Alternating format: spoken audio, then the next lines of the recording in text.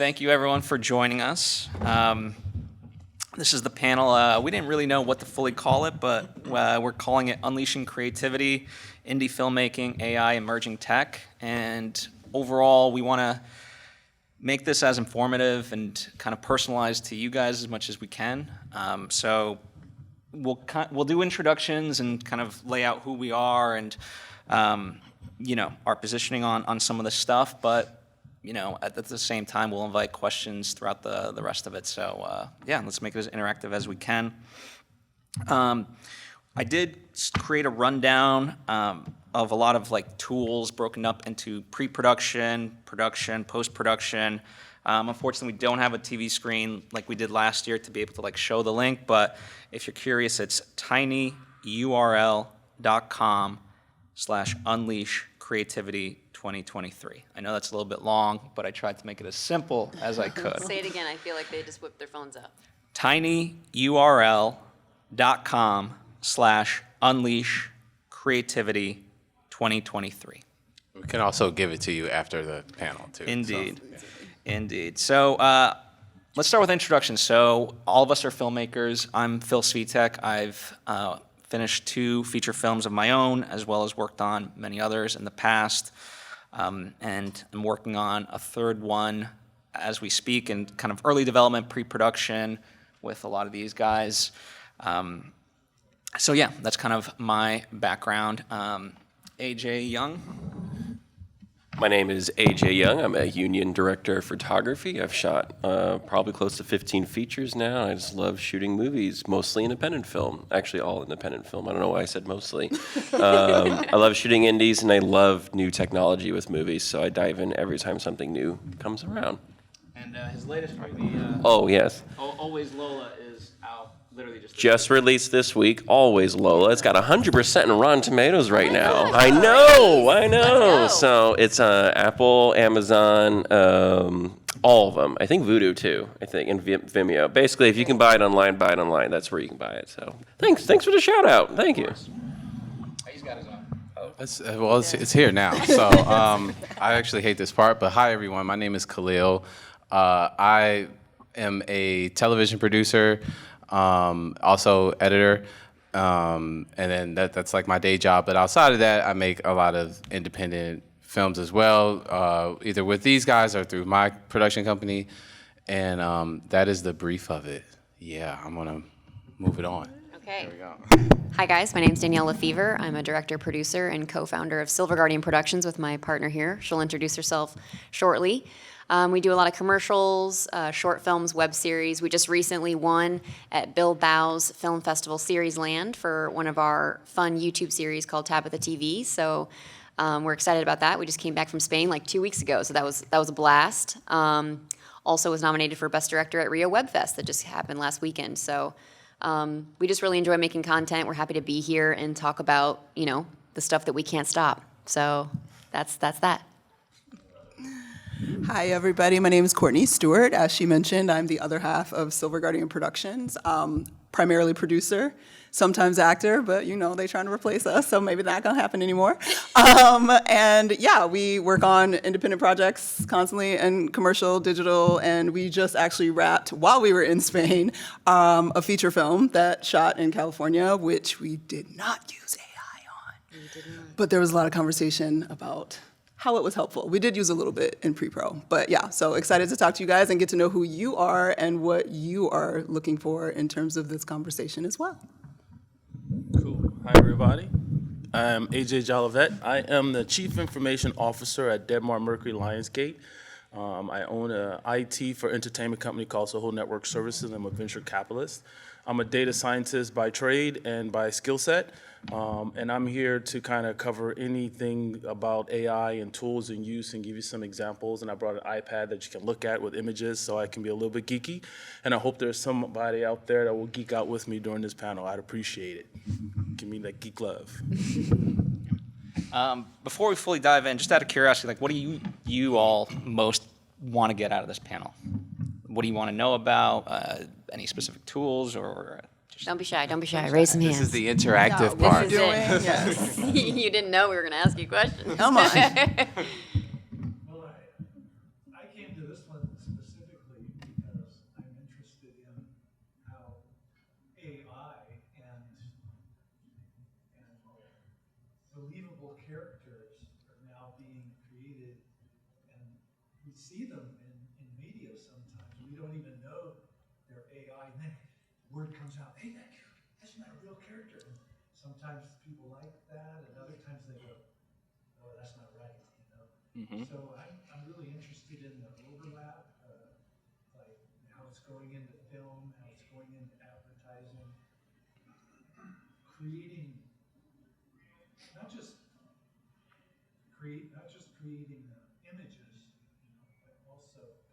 Okay. Yeah, we'll certainly touch Yeah. upon that. So We'll cover that for sure. I figured like a good place to start was just kind of what I call like guiding principles, and these I'll kind of introduce mine, and then I want to open up to you guys and see how we are similar, differ, and things like that. For my money's worth, like Robert Rodriguez is someone I look up to. He has a great book called Rebel Without a Crew. I highly recommend it. But one of his big quotes is, if you're just creative, you'll always have to rely on technical people. If you're creative and technical, you're unstoppable, right? So that's kind of been a big mantra of mine. And as we get more into AI and a lot of this new technology, I feel like the bastardization side of it is this notion that it'll just create whatever you want. And that can be true, but I also think you need to really study the craft, right? I see this with people just put in their resumes into ChatGPT and think like, oh, it'll spit out a great resume for me. If you don't know what a great resume is, you won't have that from ChatGPT, right? And so that same similarity applies here, at least in my mind's eye. And I think where I'm at, I like the discussion of it all. Like, if we are not all part of that discussion as technology emerges, then the people who we probably don't want driving that technology forward are going to do it in a way that we don't want, and that doesn't benefit us. And I think when I look at a lot of innovation just historically, like for example, Michel Gondry, who's a very big filmmaker known for experimentation, has done like a ton of short films and music videos.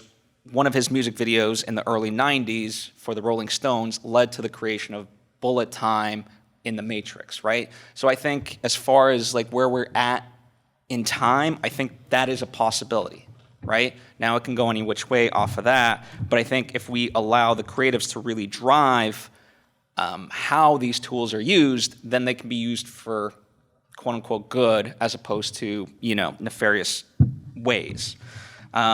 And just as a quick analogy, obviously I wasn't there when photography was first introduced, but at the same time, when it was kind of as a medium coming up, people didn't look at it as an art form, right? You're just capturing something that was there. You're not creating anything.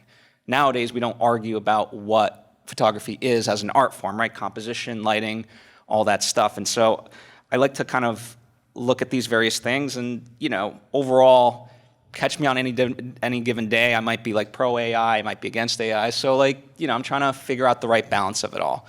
But where do you guys have similarities or differ? Go ahead, Ange. I'll start off real quick. When it comes to artificial intelligence, I think Adam Davison of Planet Money had a really good episode of Freakonomics when he was a guest host talking about how technology always changes throughout the centuries, and AI isn't really anything new. They had the invention of photography, they had the invention of the cotton gin, they had the invention of industrial farming, and that made people lose jobs, but created far more jobs. And they specifically focused on the creation of an automated switchboard.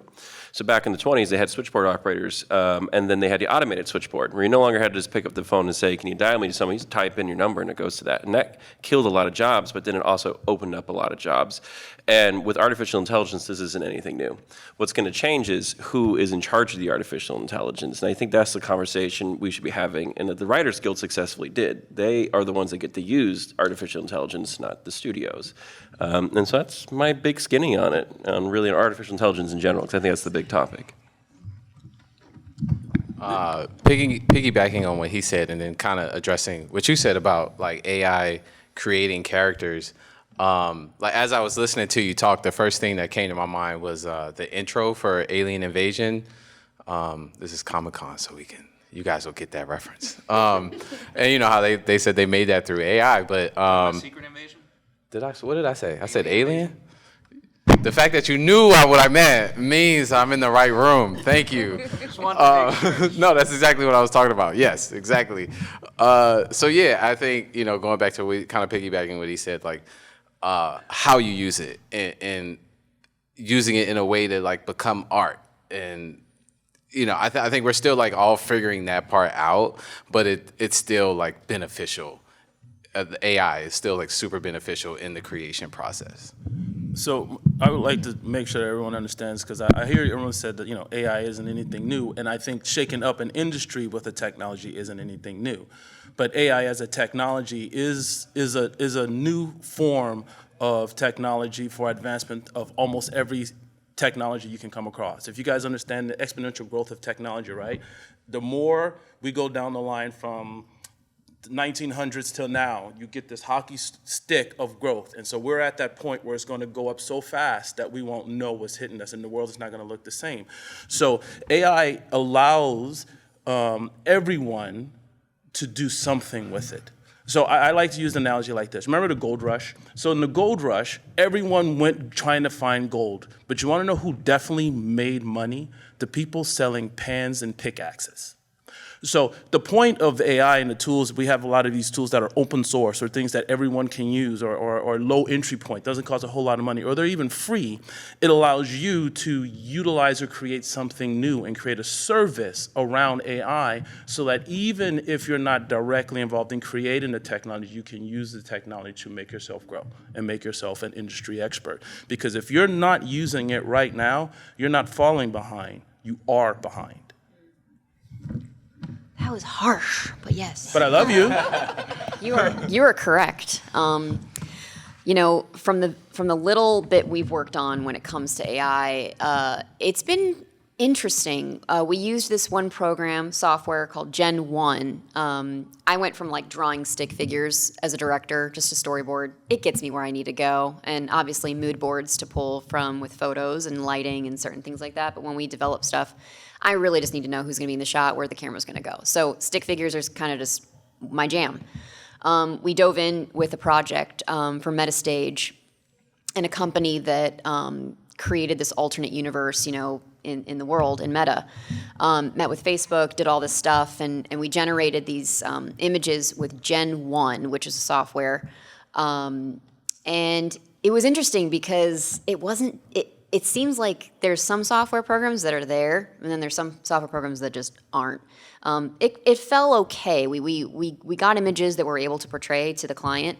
But for me, it was, I guess I got sparked, as a director, like inspired. But that's generally where we lay. We want to use AI to help move us forward when it comes to the skill set or inspiring us. We never want to copy. That's the issue now with, and Courtney probably is going to dabble in this. I could sense the SAG discussion down on the other table that we'll have that conversation about actors. But we want it to inspire us so that we can create independently. And I feel like that's tough because people are going to be generating scripts, doing all this stuff that's not, it's not classy. And so how do we don't stop it, but how do we just continue forth with those tools and still stay authentic? And I think that is our goal as SGP, to stay authentic while still learning and staying ahead of it, like AJ was mentioning. It is important. We do as creatives need to know what this is going to do to us and how to work around it, work through it, work around whatever we've got to do. So that's kind of my thought on that. Courtney, you want I mean, agreeing with the whole table here and not trying to jump ahead in too much of what the conversation is going to evolve into, but from a philosophical perspective, like I'm, as a filmmaker, 100% over here understand it's coming and there's nothing we can do about it. You either get on the train or you get left behind. At the same time, I'm pro-utility, not necessarily pro creativity being generated by it. So I think that the humans have to be a part of it, as Phil was saying, the humans that are the creatives, and that we can't get, because I know a lot of creatives, because I tend to be the creative of both minds. My brain A and brain B work together all the time, and a lot of creatives like to just be in their creative brain and not in their other brain.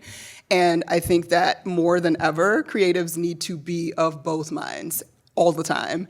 And I think that being involved in the evolution and the changes that are coming and using it and being a part of it and understanding it, if nothing else, is essential, because we can't allow capitalism to do it to us, guys, because that's what's going to happen. Like, it's going to become just about business, and the creative part of it will get left out because it'll become just about business. And it's going to be about business, don't get it twisted. Yeah. But I do think that we've got to work really diligently to make sure that our voice is also inserted into the technology consistently. And the AI with actors is still a thing. We're all talking Oh, about it child. now. We where still we don't ain't know. voted yet. There's so many people that are like, no, this is not okay. You know, it's copying my whole body, and it's scanning it, and it's generating it in all capable ways. And that's the scary part as actors. You're like, okay, what does that look like? And we're about to pass the bill. Yeah. I wanna- Anyone who has touched AI themselves personally. Oh yeah, it's a great question. Anyone, raise your hand if you've done anything with it. And I'm not talking about Siri or Alexa, because Siri and I don't get along, and Alexa and I are in love. So, okay, that's good. That's a large Yeah. amount. That's great. AJ, I want to pose this question to you before we get into other stuff, but I want to talk about digital ownership, because in a way, right, like with SAG, right, the whole idea is, okay, That's a good question. you can copy someone's image, but then the studio owns it. Right. Whereas we do have underlying blockchain technology and all this other stuff that would allow it to make it very simple where, I mean, I don't know, correct me if I'm wrong, but if they use like just my eyebrow, then in theory we could figure that out and I could be paid a percentage or so forth, right? Like how can, through the technology as a means, digital ownership be really elevated? So you would almost have to use some form of AI to be able to identify specific features. Like if you read the agreement with SAG, right? Part of it is you have to have some identifying feature in your face that you can identify to try to claim. But the way AI is trained off of very large data sets. And what I mean is, let's just say pictures. So you've got an AI and it's training on how to recognize, and they gave it 180 billion pictures. What percentage of those pictures are yours? It's going to be a really small piece, so how are you going to actually find it? And the data sets are just going to get bigger and bigger and bigger. I'm not telling you it's futile, but it's close. So even when they tell you, okay, well, because I have a problem with that particular line is, well, if you can identify some feature on your face or some feature that looks similar to whatever we created, then we'll pay you. And that's almost ridiculous to even think that you're going to be able to do that. And I see it getting tied up in courts, and I see it getting, and they have more money than we do when it comes to court. So digital rights should be a thing, but I think everyone should start thinking different. What is that different when you say that? Define that. So when you think everything you think about how licensing works, about how you own something, about how here's a great one, about how privacy works. Think that that's gonna go away.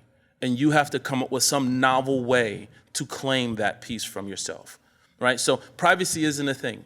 If you think it is, you're confused. You're all walking around with a highly complex computer in your pocket or on your wrist. It's ridiculous. And those things can be with 0-day attacks. You don't even have to touch your device to get access to it if they want to. So privacy is not really a thing, it's an illusion. So then how do you get your privacy? Well, you guys already kind of know how to do some of that now, but you have to think differently. Same thing with this. So look at the tools and how you can, you're all creatives, right? Create a new way to utilize this stuff as a tool, knowing that everyone else is doing it anyway. Am I answering you? I'm telling you that, okay. Yeah. Can I add to the conversation about digital ownership of your likeness. This was a good issue with SAG that they brought up, and it's the same with the WGA. AJ, you're absolutely right. If it's just a general weight set that from a data set that they use to train a model, it's going to be really hard to pinpoint that your work is in the output that they've used. But when it comes to actually making a feature film or any kind of production, you're going to train the AI in what's called a LoRa. It's a low rank adaptive weight set, and I can train it specifically on you. And I just say your name in my prompt, and you will always come out in the prompt right there. And that then, therefore, is my likeness is being used in your project, and the licensing that we've all been used to before can still apply. And that's going to be, I think, the future of artificial intelligence for motion picture, mostly in post-production, is we're going to bring our actors in, put them in their costume and their wardrobe, take a billion photos at different angles, so the artificial intelligence goes, okay, I recognize Courtney now. And you give it a special word, like Courtney 235 or whatever. So every time they type in Courtney 235, it comes out in that wardrobe and whatnot. That right there, clear cut. It's just like when it was before artificial intelligence. You know, if you have my face and my likeness in your movie, you can only use it in that movie. You can't use it in perpetuity. And I'm happy that SAG fought for that because it doesn't change. Doesn't change. You know, either it's a camera or it's artificial intelligence or a CG model of me. You have my likeness and my license only for that movie. But when it becomes a general weight set, that's when it's like, it's going to be hard to pinpoint my work is in there unless you explicitly say, make more work in the style of AJ Young. Okay, now you're taken from me, you know. So I swear it's going to seem like we coordinated this, but I swear we didn't. I didn't talk to him at all. Last night, I got online and I searched for popular AI tools. I found 2. I learned how to use them last night. I got online, I went to her Instagram profile, and then I saw some videos. I did screen captures of videos of her face, and then I trained a model on her face last night, and then I generated a bunch of images in a short movie by this morning. Yeah, it's crazy. I have them right here in case you want to see them. So earlier, to kick it off, sorry for throwing a loop for the panel discussion, but you asked me if we were excited about being here today, right? I completely understand that everyone has their own genius. Hell, even listening to you all, your own experiences, it's very interesting to hear. From what you can share, what I was excited to hear is turning a movie into something from videos overnight, being able to own your likeness. What is something that you're excited about? Like for me personally, I play video games every day. So I think about, sure, it may not be possible, but I would love to go to a movie theater where I'm the main character and my ending is specific to whatever my data set is. Like, so I throw that out there as super lofty because I would like to know, based on your own experiences, what are you excited about? I'm excited about a new way of shooting productions as live action. I think live action is still going to be a dominant format for independent film and big budget movies. For a long time in early 2000s, cinematographers had to learn how to shoot on green screens. We can thank George Lucas for that. But up until the LED volume came around, a lot of movies were shot on green screens and comping and putting things together. And then we have LED volumes because of The Mandalorian, and that's exciting, and that's a new way to shoot. And I think with artificial intelligence, that's the next step, is how do I shoot for the artificial intelligence? If you want to start playing with yourself, and I'm sure you have, AJ, Stable Diffusion is probably the artificial intelligence to use. It's got so many extra extensions you can use on there, particularly one is called ControlNet, and you can feed it in like a pose of a person, and it goes, oh, I see the pose, let me redo that. And so as a cinematographer now, we're going to be just in a room like this maybe, and instead of being on a green screen or an LED volume, it's just in a room with a camera, and I'm recording actors acting, and then the AI goes and do this thing. And I think that's kind of exciting, especially for actors, because now you don't have to like have me interrupt you during a take and be like, I'm so sorry, you have to hit that mark because the light didn't hit you. You can just like act and do this thing. And it's kind of freeing, kind of exciting. I want to, something that kind of excites me and just in general, and again, it's more of a guiding principle. Like if you really watch Avatar 2, like the making of it, I'm floored by the lengths they went to make it as realistic as they could, right? You know, it's as computer generated as you can get, and yet the physicality, they measured everything. I mean, James Cameron was specific with how, the whale creature, when it dove out of the water, the timing of the blow, when it breathed and stuff like that, right? So I think when it comes to just AI in general, again, to me, it's a tool for enhancing a vision, But I like that, like the ones that will break through will be the ones that are thinking about it holistically in that way, as opposed to just a shortcut of like, all right, yeah, I'll make a movie about, people fighting on a distant planet, whatever. And, whether you love Avatar 2 or not, again, I think we can all look at it from an artistic standpoint and be like, okay, there's a lot there of thought that went into it. No different than, earlier Lord of the Rings, right? Like that's beloved because that same meticulousness went into creating that trilogy, right? So, go ahead. I was just going to piggyback off what he said. What I'm most excited about, if I can make a real looking Kamehameha on this, that would be great. And like you kind of can do it now. There's like so many different things that's out there that's held, but like you really need like practical effects to sell it, and different things, like different ways that you interact with the environment around you to really sell it. And I think eventually we'll get to that place where like you can do all of that, and you just got to capture the footage and then you put it in the computer and you can really get through all that through AI.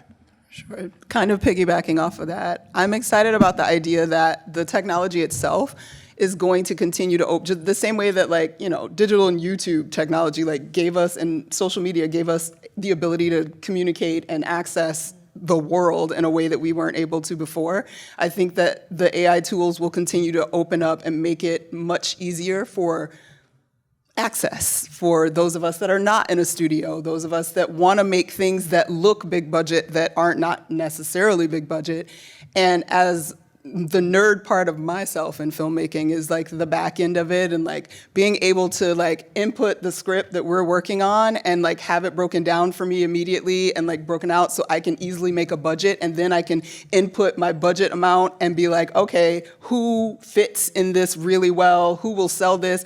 What are the streamers paying for this? And get access to all of that information in a way that just like regular indie filmmakers never really had until you get to a certain level. Like Lionsgate is considered indie filmmaking, but they're not like AMPTP, but they're also but they also have access in a way that like regular, real independent filmmakers don't. And I think that AI is kind of going to start to open that door specifically. And there's the site that I was talking about with Phil earlier called Largo.ai that we actually learned about in Spain when we were at the Seriesland Film Festival. Like they are making it priced so that, high-level studios can afford it, but also there's levels that regular people can afford and actually get the same, usage out of it, and learning about, demographics and what this, particular setup will look good for a pitch if you're looking for investors to do a project and that kind of thing. So I think that the access is opening up in a bigger way, and I'm very excited about that. In spite of all the issues that I'd love to get into some of these specifics, but so that's a perfect segue into like the pre-production side of it. Can you go a little bit further with how you and Danielle, what's good with it, where's its shortcomings, things of that nature? Well, so far in terms of pre-production, most of my usage has been just because I think even Studio Binder started doing the like breakdown where you can do some scheduling that just by putting your script in, and it's a little bit wonky, but like it does it. Film You Stage, you can do the same thing. You can put your script in and it will rip it apart, give you every location that you have. It'll separate the characters. It'll separate how many scenes, and you can do some scheduling. But as a line producer, you can easily sit through and look at those reports and be like, okay, I need to be in this many locations. I got to find this many, I have this many characters, so I'm going to have this many wardrobe changes. Like, so it makes it a little bit easier than sitting down with your sticky notes like I do the old school way, like, right, okay, this character going to be in 3 different this, and I got to make sure that this person's covered for this and whatever. So crunching and building numbers around it is a little bit easier and faster. I have not found a suite yet that does what I would like it to do. Is like I get to put the whole script in and it literally spits out different layers of budgeting, from a low budget to modified budget on up to like a huge budget situation. So I haven't found one that really does that the way that I want it to yet. But as I mentioned before, Largo.ai is something I'm super interested in right now, because we are hoping to continue to elevate, and as you're using like more name talent and not just A-list talent, and wanting to see what that market looks like for that talent and comparable talent that maybe you don't know off the top of your head because you didn't happen to see them, but the AI is trained to look for similarities in that based on the types of projects these other people are doing and how to attach and reach out to those people for pitches for investor money, I think has been where we have leaned strongest in terms of the AI usage, and it's been very fascinating to see how that's starting to build. It's still not exactly, like I said, the main thing was the scheduling is a little weird, like, because ideally with the first AD, you want to be like, put that in and it gives me a real schedule that works out, but like it doesn't always kind of go exactly how you need it to, and like going back in and making sure the lunch breaks are actually put in and that kind of thing was a little bit crazy actually when we just did the film last month. But yeah, so that's kind of where we sit in terms of what we are using it in pre-pro phase and things that we're hoping for that will obviously probably by like, 3 months from now, I'll be like, they got it exactly what I need right now and it's working perfectly. But that's kind of where. Danielle, I want to go over to you because I think you're a great bridge. So Danielle's a fantastic director and she has an amazing eye. But I think you'll be the first to admit you're not always the most tech savvy. Oh, right? yeah. No, but, I'm absolutely not. Couldn't find a Google Drive document to save my life. Yeah, I have to And say yet, you work with many people and embrace it because it enhances what you're trying to say. And I think a big part of it, like it can be overwhelming. Obviously, like our collective knowledge is vast, but you also have to understand us as individuals don't know all of the stuff that everyone else knows, right? And so, filmmaking is a collaborative medium, and I think the ability to hire people and kind of know what you're looking for, and maybe also not even know what you're looking for, but like are trying to achieve, is a big component of that. And I think Danielle, you exemplify that really well. So I don't know. I'd love to hear from your perspective how you fully embrace that and find people that push forward. I'll keep bringing up the Metastage thing because it's closest to the AI Unreal Engine world that I've touched with Courtney. It doesn't get rid, like AJ was saying, it doesn't get rid of the people. It actually expands your contacts. So we have an Unreal Engine tech that we've been in talks with where we generate like an XR experience with an actual musician, and we put her in the Metastage 360 green screen 180 camera, capture her, and then put her in these different worlds based on her music. And then that gives people a jukebox vibe where they go into the Metastage, they can go to the jukebox, click one of her songs, and get taken into this world with her. That is something that, from an AI perspective, is AI, but it's generated based on her, which is what we, stand by. But collaboratively, it has been a joy to reach out to these people, and that's what I'm actually looking most forward to kind of, piggyback off both of the questions here, is to be able to learn the storyboarding aspect of Unreal Engine. Because a lot of times, creatively, it's in my mind, and I'm like, how do I say it?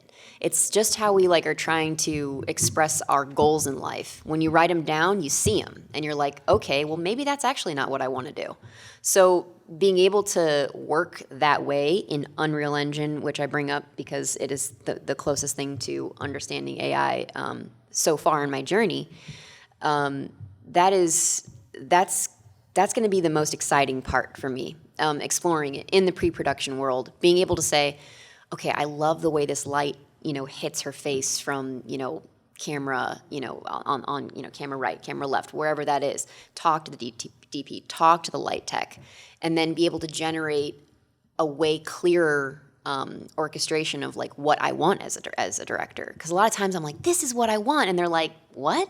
And so I'm looking forward to being able to have that collaboration. Because even working with Phil, I worked with him on two. We did some presentations together with Courtney, and we just right off the bat we were like, this is what we want, and that's also something that I don't want to lose too, is human interaction, being creative. I want to be able to use AI and also be collaborative with my fellow filmmakers, because that is the most fun part, right? Video AJ, I want to kick it to you. As far as filmmaking, what I'm excited about on set is AR and the ability to see a set even though it's not fully built. I don't know, I'd love for you to kind of talk about that and whatever else in terms of production you also want to add in. It's getting easier to do that. That's the first thing. James Cameron was the first to do augmented reality when he did the first Avatar movie. So they had everybody in the motion capture suits, and he would pull up like this handheld computer thing and hold it, but the 3D camera was in position, and you could kind of see Pandora, but it was really helpful because he could then show the actors, and they would get an idea like, oh, I'm riding this beast or climbing this, tower. And artificial intelligence is going to speed up that rendering process a bit faster on set, where you can frame it and it sees the frame and goes, oh, okay, tree, sky, blah, blah, blah. It's really in its infancy right now, but that's really going to get exciting because it's going to speed up the how, but it's never going to speed up the why. And oftentimes in production, you're always trying to remember why you're doing a shot a certain way. Why are we, doing the action scene like this or the dialogue like this? And then you get caught up in the how because it's fun having a car rig and like rigging up the car and getting all the tools and stuff. But then you're like, wait, why are we doing this though? Like, it looks cool, but there's no point in doing this. And artificial intelligence can at least remind us like, okay, we'll figure out the how. Let's just get our why. And it's ironic, it's coming full circle because if you think about how AI works, it always starts with the why, the prompt. What do you want me to do? Like that's what the computer looks at. He's like, what do you want me to do? And you're like, well, I don't know. Like I gotta figure it out. But augmented reality is going to be really helpful, particularly with visual effects, because no longer you don't have to have that guy in like the checkered suit to be your monster, but at least it's, once you put it through the AI goes, oh, hey, I recognize Danielle, let me replace her with the crazy creature, and how's that look for you? And it's going to help us like get there, but not lock us into anything. So very exciting, yeah. Even on a, oh, my bad. Oh, all good. I'll get Too to excited. I'll get to you in a moment, but I also want to bring up, because like Avatar, obviously that's very computer generated, but like Matt Reeves' The Batman, very realistic and stuff like that, and they use kind of AR to be able to shot list. So oftentimes this was during COVID, so they couldn't always be on set, so they would kind of shot list with a virtual camera. And are you familiar with that? Yeah, so go ahead, talk about that. You can do it with Unreal Engine. What he's describing is basically using like a video game engine to move a camera around, put like little dolls or video game characters in place, find your angle, and talk to the DP virtually and say, is this angle going to work? And we're like, yeah, totally. And I used Blender for a movie in 21 because it was the same thing with COVID restrictions. The production designer gave me their blueprints for the set. I just built the set in Blender overnight. It didn't look great. I won't share it with anyone. But it's good enough because then I would put little, characters in position, fly the camera around, and the director and I would find our angles and animate like a quick dolly move. And it was so helpful for them that they were able to start kind of pre-editing the movie a little, and it dived into the world of animation in a way, because with animation, it's the backwards version of making a movie. When you make a movie, we get everybody together, we make our best laid plans, and then we shoot it, and then we have to figure it out in the edit. With animation, it's the other way around. We're going to figure it out in the edit, why we're going to do all these things, and then hit animate, because that's the longest part, is rendering out the image. And so it suddenly helped us get better creative decisions. It helped us figure out the best order to shoot things for the AD. So it's the most efficient way. And it's such an incredibly useful tool. And then include artificial intelligence into it, we can also start pre-visualizing wardrobe or sets or textures or stuff like that, or actors. Do we want this person to be that person? So it's a lot of really useful stuff. What do you guys think, though? We got some questions. Yeah, no, and I want to get to my man in a second. I was gonna say, even on a simple level, I used it in my living room when I was doing renovations, and I was like, do I like the couch here or do I like it over here? So it's great. But yeah, so you got a question. Okay, great. Okay, I'm glad you're taking all the questions. I got the opposite of that guy's question over there. What's the nightmare scenario for you when it comes to AI? Just killing us. In regards to movies or life? Yeah, because In a creative world. okay, so just real quick, I'll make it quick. Courtney and I went to the film festival we mentioned earlier in Bilbao just a couple weeks ago. There was a short film that used extras, but they were AI extras, and they were walking not like humans, and so it was a complete distraction from the actual scene. So that's where there's the nightmare of generating stuff that just isn't real. That's a good one. That to us was an experience That's a that we proper nightmare. came across as a nightmare from a creative perspective. I think I can probably summarize everyone. It's when you're being forced to use something that you don't need to and is not going to result in the best way. Because yes, we're talking about all this technology, but like, there's a side to me that thinks about it often, and crowd shots in particular get brought up a lot, and it's like it might just be easier to bring some people in. So Right. it's just because you can always utilize all this technology to try to create something, it's like sometimes you go with the low tech. And in fact, a lot of my favorite artists, even like a Rob Rodriguez, Michel Gondry, like whoever, utilize both the old, almost like, magic tricks and blend it with today's technology. Right, the Daniels with Everything Everywhere All at Once is a prime example of up and coming filmmakers that will be doing amazing stuff because they know the old school craft and the new technology that is emerging. Yeah, just to piggyback real quick off of what he said, I think for me a nightmare scenario is actually that we lose the in-between.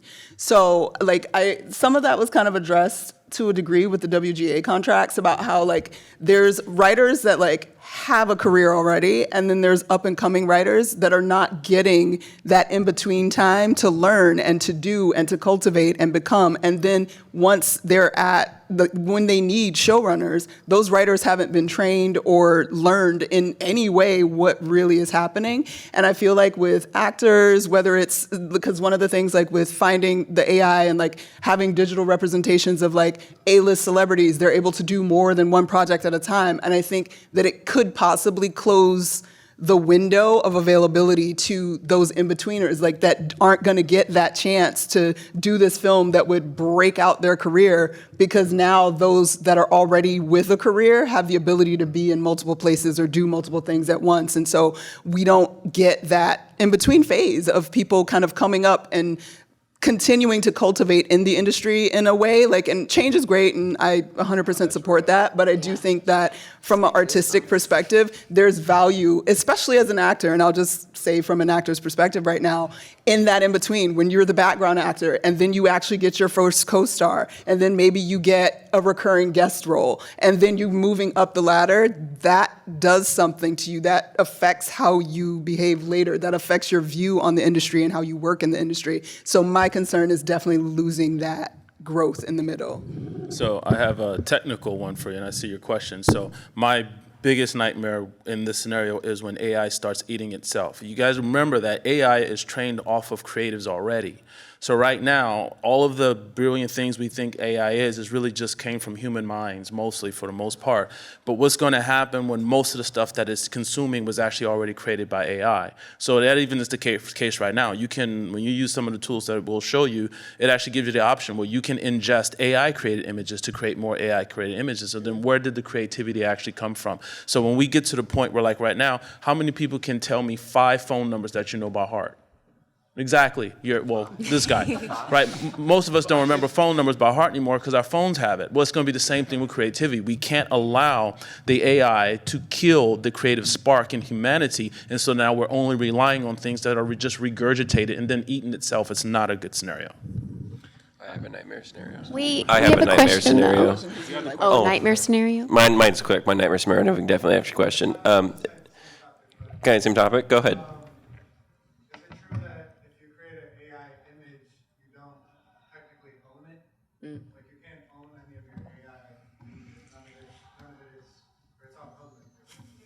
It's a great question. Nightmare scenario and then owning the AI image. For filmmaking, the nightmare scenario would be more of let's fix it in post because AI can do it. So that's my nightmare scenario. Worst But owning lie. the image, that's a very good question. I actually had to speak on a panel with the Copyright Office in May about this topic because I'm part of the Cinematographers Union. And right now, the issue with the ethics of artificial intelligence, particularly image generation, like DALL-E or Stable Diffusion or Midjourney, is the data set. What is it trained on? And a lot of it has copywritten material on there. And if you create, essentially what I told the Copyright Office on the panel is if Adobe violated a patent or a license in the generation of their software, does that then invalidate the work I made using Photoshop or Premiere? It doesn't. Now, if that should also apply to the artificial intelligence companies. If Midjourney or DALL-E or Stability AI violated a patent or a copyright with the data set, they should be fined, but the user shouldn't be fined unless you're intentionally making more copyrighted material. So like earlier I mentioned you can specifically train the AI on a thing. If I take a whole bunch of Mickey Mouses, train the AI on Mickey Mouse to make more Mickey Mouses, and that is a clear-cut example of violating copyright. I didn't mention AI anywhere at all, because it also could have been, I'm going to record a whole bunch of Mickey Mouse episodes and then sell them on VHS later or DVD later. It's taking the copyright there. Really what the thing the Copyright Office is going to be looking for is if it passes the three-prong test. It's a legal definition that I'm going to butcher it, but essentially what it means is the work substantially transformative from the source material. Andy Warhol had to deal with this when he did his work in the 70s and 60s. And same thing in the 90s when we had a lot of, I'm going to butcher the word, they would take sampling. They would sample music in the 90s with hip hop. It has to be substantially transformative from the prior work to qualify for copyright. I know people are conflating the idea of effort with copyright, like, well, you didn't do a lot of effort, you just typed something in and the computer made it. There's people who can take their iPhone out, press a button, and that photo that I just made, when I take a photo with my iPhone, gets copyright. I didn't design the phone, I just tapped a piece of glass and it took a photo for me, but I get copyright material on that. You can't conflate effort with the copyright on there, but you can conflate it with, you know, where is the data set from, what did you create the copyright from? Just for all our sakes, I will say, obviously, we're not lawyers, and I think even beyond, like... Yes, oh my well, God. that was a great explanation, but I think play part with of it TV. will be, there's a lot of unknowns, and, you know, obviously, as things continue, laws will change, and things of that nature, and things will be redefined. I mean, you know, you could look at the whole history of this nation, you know, things that we think are solidified as law get reinterpreted all the time, right? So what may be true today can change tomorrow, type of thing. So. I'm a sound mixer who's trying to transition into producing and directing my own stuff, shoot my first feature. So I have two questions that you can hit on real quick. What do you hear, since you're mostly above the line, about, I feel like sound is probably the easiest thing to replace with AI.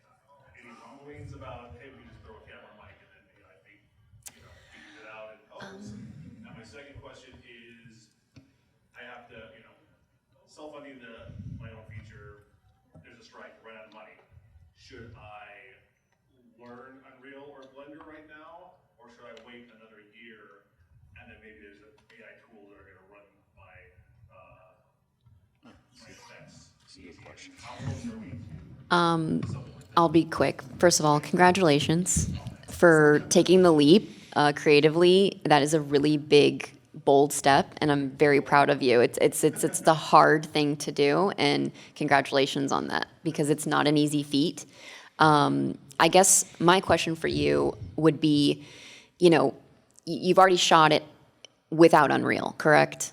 Like your stuff in the can is very, like, tell me your genre. Horror comedy. Okay. There's a creature. It's called Crackigator. So there is a creature. Yeah, there's a creature. We're doing some practical. Nice. That's mostly for close-ups. I'm going to have to do some stuff in post. I don't know if that's going to be low budget. I don't know if it's going to be a puppet that I put on a green screen. Yeah. It's going to be, I think it's going to have to be some sort of digital something. So you've never shot the creature just yet. You've only shot the things around it. We have shot close-ups. We owe 2 days on, Cool. puppet. Nice. I'm just prompting these questions because I know you guys probably have answers as well. So if you guys want to go for it real quick, something tells me over here. I guess I'll answer the sound question because that's a little bit easier to pinpoint. So Bye guys. See ya.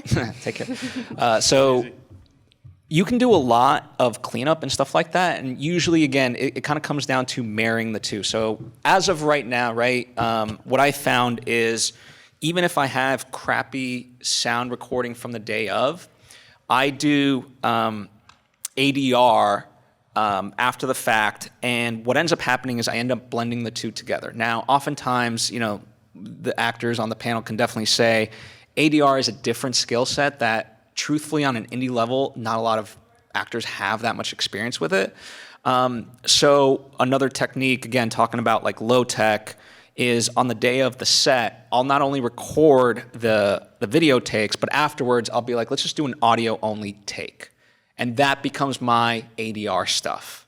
And where technology is very helpful nowadays, whereas in the past, you used to have to watch the thing and, okay, line it up, oh, you missed it by half a frame.